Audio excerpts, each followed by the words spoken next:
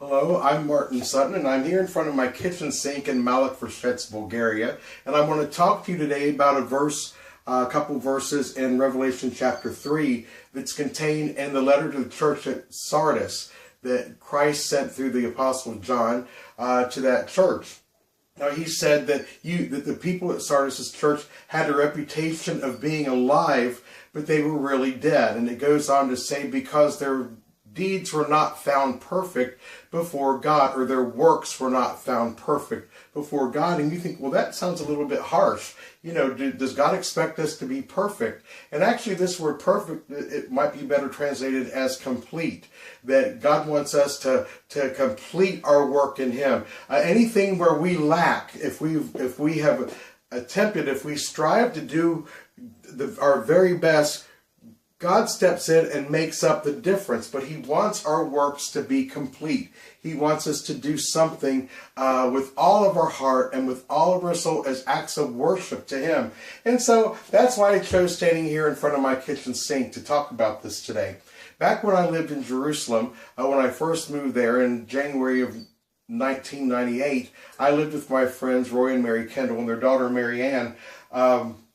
And after dinner, I like to help out around the house, and I would get up and I would start to do the dishes, and Mary would always say, "Oh, Marty, you don't have to do the dishes." And I said, "Well, I'll just help. I'll just do some of them." And what I would do, I would wash the dishes, but I always left the silverware. Right here, I've got the silverware left. I've got the dishes all washed, but I haven't done the silverware yet. And one day she came in laughing and she said, "Marty, why do you always leave the silverware?" And I said, "Well, you know, I don't really like doing the little stuff. I didn't mind cleaning pots and pans or washing the dishes, but to do every single little piece of silverware, this seemed a little bit like drudgery to me." And so she goes, "But that's the easiest part." But you know, people like me that are more big picture people that don't really get into the details so much naturally, we tend to want to get the big stuff out of the way and leave the little stuff till later. But that's not always a good idea. We do big things in serving God. We think, well, you know, if I go to church, if I read my Bible, or if I read my devotional books sometimes, and if I say my prayers at night or say grace before a meal, that I'm hitting all the major points, and the little things you kind of let slide. But you know, God wants us to serve Him with all of our hearts, for our lives to be living sacrifices, holy and acceptable to God, which is our reasonable service. And so we want to serve God with everything that we have and do all that we can and pay attention to detail. Now, what makes the difference between a normal house and a more high-end house? It's often not the material used to build the frame and structure of the house as much as is their attention to detail, the crown moldings, the woodwork, if they put arches in and different architectural features.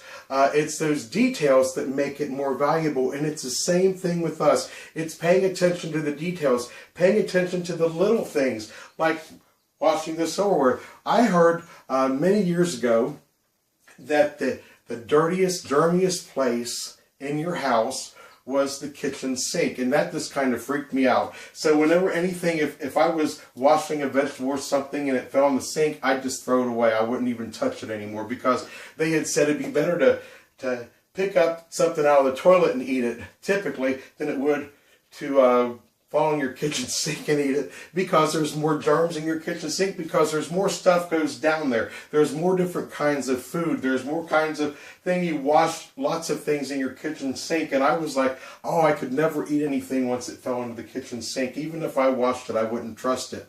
And my mother said, "Marty, you know, that's ridiculous. My kitchen sink is clean. I keep it clean. I bleach it out regularly."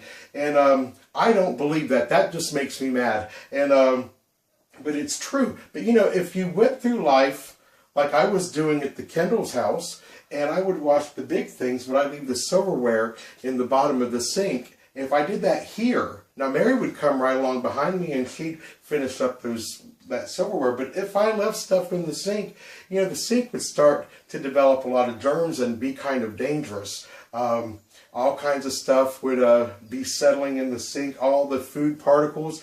And it might even get slimy or something in there. You don't want to let that, you don't want to die by death by kitchen sink because you didn't pay attention to the little things. You got all the pots and pans out of there, you got the dishes and the glasses out of there, but you left all those little things laying there and you never really took care of all of it, and it builds up and it builds up and it builds up. And that's how it is in our Christian walk. It's how it is in our lives. If you're a business person, if you're a parent, how do you become successful? By paying attention to the details and completing the details. Don't be like the church at Sardis, who had a reputation of being alive. You've got a reputation of being a Christian. People see you doing Christian things, but you're not paying attention to the details. Pay attention to the details.